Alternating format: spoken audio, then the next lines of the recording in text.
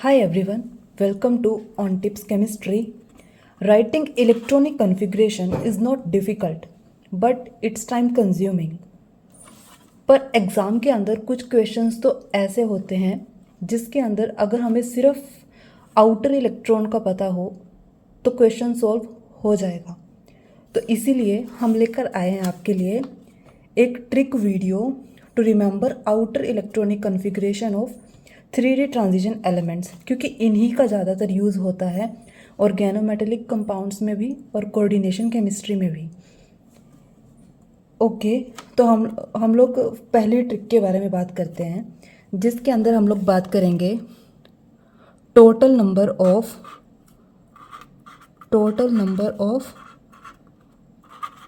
Outer electron. मैंने जैसे कि कहा आपको कि दोनों ही ट्रिक के लिए आप लोगों को सिर्फ एटॉमिक नंबर पता होना चाहिए उस 3D मेटल का। तो हम लोग सबसे पहले बात कर लेते हैं स्कैंडियम की। स्कैंडियम का एटॉमिक नंबर है 21। तो total number of outer electron इसके अंदर होगा sum of the digits of its atomic number, मतलब होगा 2 + 1 3। ऐसे ही हम लोग सबका total number of outer electrons निकाल सकते हैं।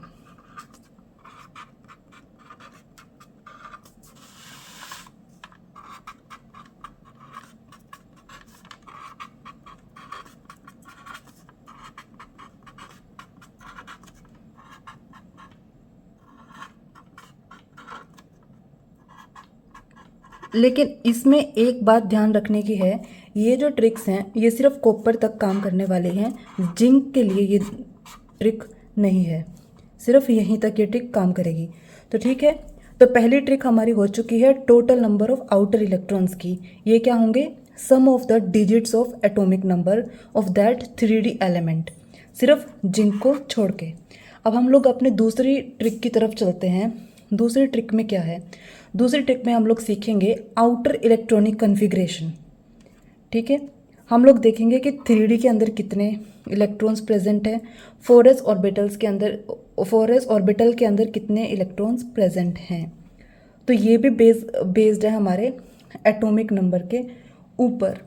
तो जो पहला डिजिट है वो बताएगा कि 4s के अंदर कितने इलेक्ट्रॉन्स हैं, और जो दूसरा डिजिट है वो हमें बताएगा कि 3D के अंदर कितने इलेक्ट्रॉन्स प्रेजेंट है। तो हम लोग स्कैंडियम के लिए पहले देख लेते हैं। तो यहाँ पर होंगे 4s2 3D1, 4s2 3D2, 4s2 3D3, 4s2 3D4, 4s2 3D5, 4s2 3D6, 4s2 3D7, 4s2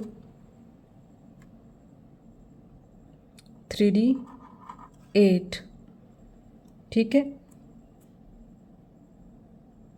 और यहाँ पर होगा 4s2 3D9। लेकिन सारा ठीक है सिर्फ क्रोमियम को छोड़ के और कॉपर को छोड़ के। इन दोनों की वैसे भी इलेक्ट्रॉनिक कॉन्फ़िगरेशन के अंदर एक्सेप्शनल होती है, और इस ट्रिक के अंदर भी इन दोनों की एक्सेप्शनल होती है। तो क्रोमियम की क्या होगी? क्रोमियम की होगी 3D5 4s1। ये क्यों होगी? Due to extra stability of partially filled orbital. दूसरी बात करते हैं कॉपर की। कॉपर की क्यों होगी? क्या होगी? 3D10 4s1। ये होगी due to extra stability of fully filled d orbital.